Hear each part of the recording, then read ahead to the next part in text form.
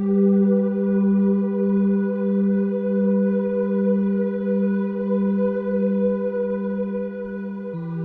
I speak with the tongues of men and of angels, and have not love, I am become as sounding brass or a tinkling cymbal. And though I have the gift of prophecy and understand all mysteries and all knowledge, and though I have all faith so that I could remove mountains, and yet have not love, I am nothing.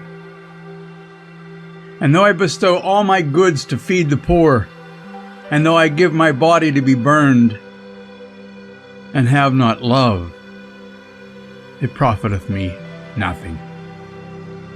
Love suffereth long, and is kind. Love envieth not. Love vaunteth not itself, is not puffed up, does not behave itself unseemly, seeketh not her own, is not easily provoked, thinketh no evil, rejoiceth not in iniquity, but rejoiceth in the truth, beareth all things, believeth all things, hopeth all things, endureth all things. Love never faileth, but whether there be prophecies, they shall fail. Whether there be tongues, they shall cease. Whether there be knowledge, it shall vanish away. For we know in part, and we prophesy in part. But when that which is perfect is come, then that which is in part shall be done away. When I was a child, I spake as a child, I understood as a child, I thought as a child.